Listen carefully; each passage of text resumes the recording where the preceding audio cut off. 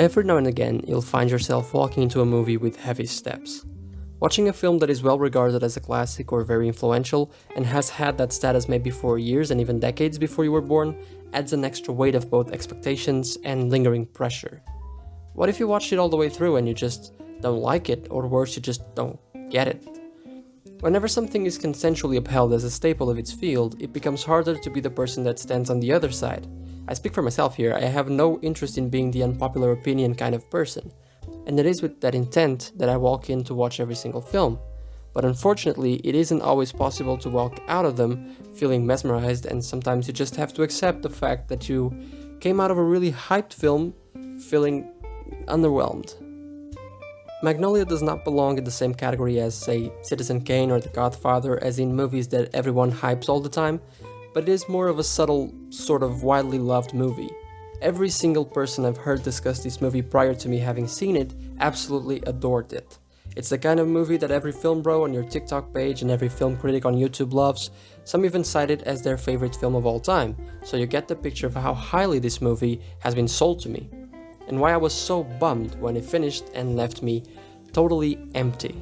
Apart from all the external factors, I was personally interested in Magnolia, mainly due to its basic structural concept. Near a dozen stories interacting to create a movie is the kind of idea that will always appeal to me, and with a runtime of 3 hours, it would have been enough time to really delve into each character and create a satisfying story out of this large ensemble of characters. But right there, my problems with the film begin. I guess I was expecting a lot more of actual intersection of stories to happen during the movie itself, instead of intersected pasts, which is what we've mostly got here. I kept waiting for the promise of more interaction, more consequence of the actions of the characters in other characters' arcs, but that never really came. We mostly have two main storylines, one following the Gators and another following the Partridges, and these two do not intersect in any meaningful way. Now, I could have been less bothered by this aspect, just accepting that it wasn't really the idea of the movie, if it wasn't for one stated in the letterbox synopsis that the characters are, and I quote, interrelated, and for another, if this wasn't one of the most talked about aspects of the film by everyone who loves it. The main problem isn't really that I was disappointed that the stories wouldn't all come together, but more so that since they're two separate stories, I just didn't care about them the same way. Which makes it so that for long periods of the film, focusing on the story I liked less, I was mostly wishing that the film would cut back to the more interesting bits. The central issue I took with the film was that I just didn't connect or care about the characters almost at all. In a film like this, which is heavily built around the drama that's laid upon the characters' stories, the whole thing sort of falls apart when you just can't really bring yourself to care for them, or even root for them in any way. I didn't find most of the characters compelling, nor their stories, and if half of them hadn't even existed in the first place, I might have enjoyed the movie a lot more. Allow me to break it down in more detail for you. All of my deceased relatives died of cancer, and I still couldn't care less if Earl Partridge lived or died. And the same goes for Philip Seymour Hoffman and Julianne Moore's characters as well, in part due to the fact that I'm not already emotionally on board with them in relation to Earl's predicament. Frank is an interesting character, especially these days, with a very well-defined arc, but felt just paper thin to me. I couldn't really feel him. It's like I recognized that the idea of his character, the way he embodies one of the great motifs of the film, we may be through with the past, but the past isn't through with us.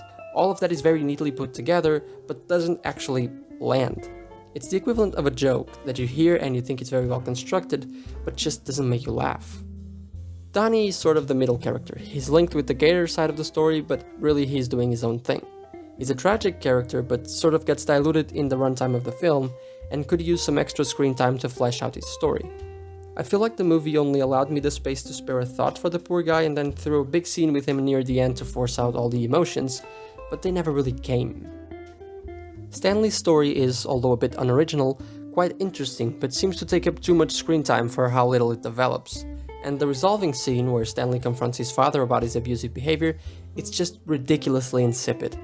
I get it that PTA was trying to convey the grand idea that you don't always get closure, hence why the father just dismisses the son to bed, but I just felt like the way that whole scene is put together was so lazy. You can get your point across and make a good scene, an interesting scene. But I guess it was fitting for a character that mostly vanishes during the later part of the film. Jimmy Gator is the second best storyline in the film, not that I was able to enjoy it a whole lot, but Gator as a character is somewhat interesting, reminding me a lot of Jerry Lewis's character in The King of Comedy, which is likely not a coincidence. The plot twist around this character is highly predictable by the time it is delivered, but it is one of the good parts of the film.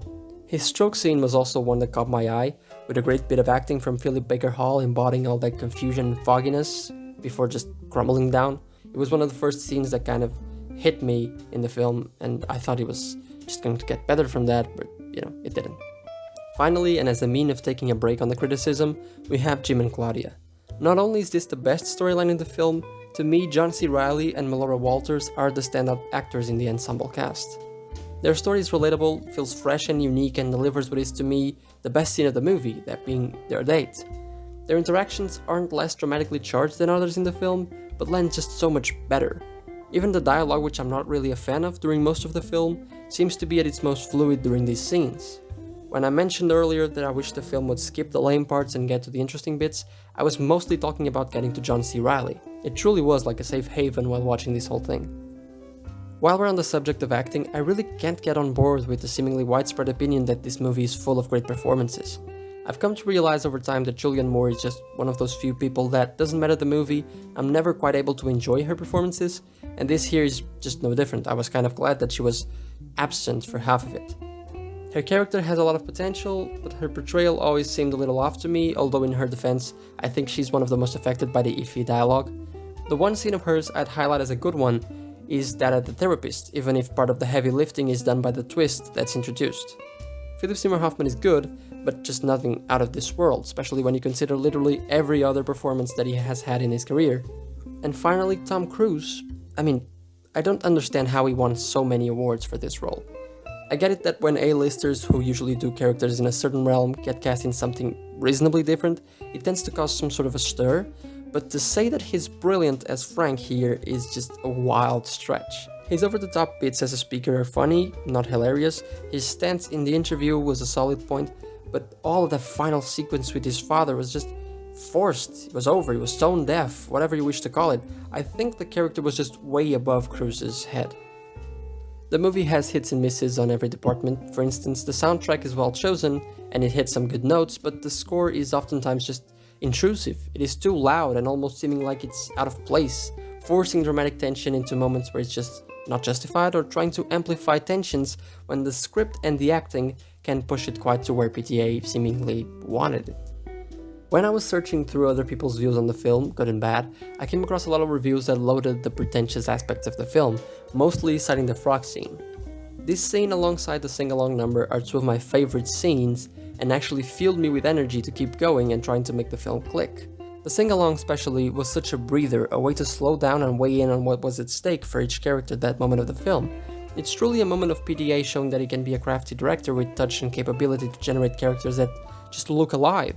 I really felt like that was the turning point, the moment where the film would kick into motion for me, but it wasn't, unfortunately. It just left me waiting. I wouldn't call Magnolia a pretentious film. I think for once it should have been more pretentious, since to me it feels the hardest when it's trying to be a grounded melodrama centered on mostly bleak characters forcing its hand to squeeze emotions out of the viewers.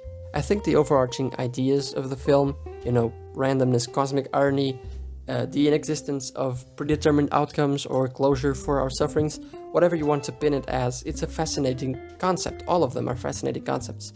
But I'm afraid it translates poorly into the movie format. We do our best to ignore the fourth wall, but we know it's there, and because of that, the decision to leave the film so open, quitting on points that felt like the middle of the story is being told, just feels arbitrary, defeating the central point that the film was trying to make. It is true that in real life people don't always get closure, but it is also true that things don't just end abruptly, which is what I felt generally happened in the film. Life keeps going, and while things may not be resolved, they continue to linger around you. That's what this ending ignores, and that's why I was so disappointed with it. There were some other things I could touch upon, but I really feel like I've put across the main reasons as to why I was so underwhelmed by Magnolia. I truly see how much potential it had, and I can see aspects that would fascinate people, but ultimately I found it to be lacking in execution and overall just flat. Well, most of it, of course. There were bits that I enjoyed and I made sure to include them in the video. I don't think by any means that Magnolia is terrible, but I also don't think it has a lot going for it. I was underwhelmed, but I was also disappointed. It's just not that I expected more. I try not to let expectations dictate my opinion of any film, but I truly felt like the film wasted a lot of its potential. It's one of the most frustrating experiences I've had with a movie in a long time, and making this video has helped me settle my thoughts on it, and if anything, I've been able to cherish the bits I like a little bit more. but I'm absolutely honest with you when I say that all in all, I really wish I liked Magnolia, but I just didn't. Thanks for watching.